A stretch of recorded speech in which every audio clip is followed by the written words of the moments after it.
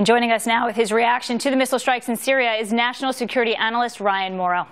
Ryan, good to see you. Nice to see you. What's interesting here is that the airbase that the U.S. struck, what else was that airbase used for? Well, there's a big debate saying, do we get involved in civil wars and use the military for humanitarian missions? First of all, the Assad regime is a state sponsor of terrorism, and they've sponsored al-Qaeda in the past. But this specific site has been used by the Iranian Revolutionary Guards Corps and Hezbollah, which we consider to be specifically a terrorist group. So this was a terror target that was hit.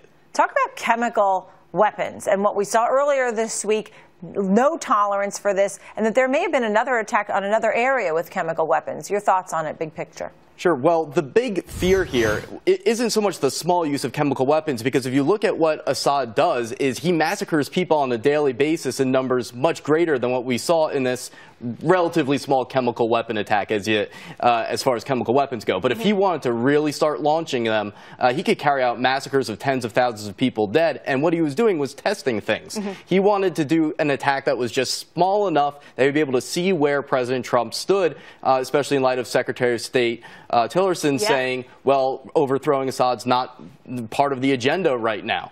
And so they're testing his calculus, and the test didn't work out so well for them. No, they're seeing the Trump and the Rex Tillerson response. What message does this send to North Korea and even to China? I think the leaders of Iran and North Korea probably need diapers right now. And that's because they put so much effort and trust in the idea that the United States, regardless of its leader, was essentially paralyzed, that we can't do anything quickly or decisively because there's too much infighting going on, and that we're a paper tiger, that we just crumble under pressure. But what this showed was that we have the capability and, under President Trump, the willingness to respond immediately and decisively, and it wasn't even in response to a massive provocation. This Assad purposely wanted this to be a bit small if Assad actually ordered the attack. And I want to jump in here because President Donald Trump obviously issuing this order. And to clarify, I wanted to say that Leah Gabriel, who was on with us earlier, said that they considered possibly doing this to another area that had chemical weapons. They didn't choose that. In fact, they chose this air base, but did it with so much precision from naval carriers in the Mediterranean Sea with those 59 Tomahawk missiles. But what is the end game here and ousting the Assad regime?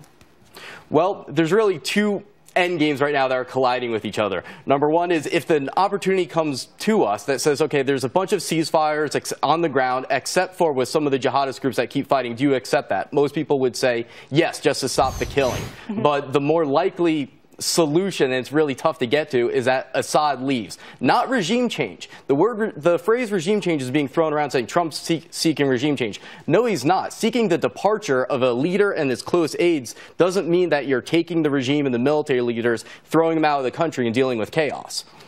What do you make of Rex Tillerson's response to what happens to Assad? He says, quote, there's no role for him to govern the Syrian people. He's basically saying what everyone in the region was saying, which is that there's not going to be peace. What's that? That's a strong response. It's strong, but it was even stronger towards Russia, what he said. Basically, he was spitting in Putin's face. He said, this happened because of Russia. Russia failed in its responsibility to disarm Assad of chemical weapons. You did this. And he said specifically that Russia should really now consider their thoughts on Assad, because we are seeing support from Europe and Turkey alike. Talk about some of our U.S. troops that are over there.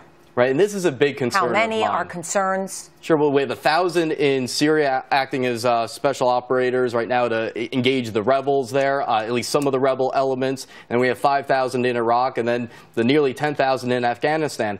All of them are vulnerable. Russia could bomb them. I don't think they will, but Russia could bomb U.S.-backed rebels. In Afghanistan, you have Iran and Russia backing the Taliban now against us. And in Iraq, there's a whole slew of Iranian-backed militias that just on their own could target our troops. And this is where it gets very complicated and dangerous in many ways. What is the likelihood of having a diplomatic response and a diplomatic solution to all of this? The only diplomatic solution that will come about is after a lot of military force. So I don't know if it's really a diplomatic solution. The best thing you can hope for is that this is going to escalate no matter what. At some point it's going to escalate. Is that Assad gets pushed to a point where he leaves and a few people around him. Russia's happy because they still have a puppet state in there, just not led by Assad. And then there's a new beginning and everyone jumps on the jihadists that remain. But there's a lot of moving parts to make that happen. And even in that ideal scenario, there's going to be a lot of fighting between rebels, between Quickly, rebels who's going to help us? Will the rebels there help us? Will other allies help us? It depends on what the objective is. There are a lot of people who are Islamists that want to combine mosque and state, who we don't consider to be terrorist outwork with, really want to back them. And then a lot of the moderate rebels haven't really expressed a willingness to go that far. Ryan Maurel, thank you so much. National security expert, thank you for joining us this morning. And thank you for watching FBN AM on a very busy morning.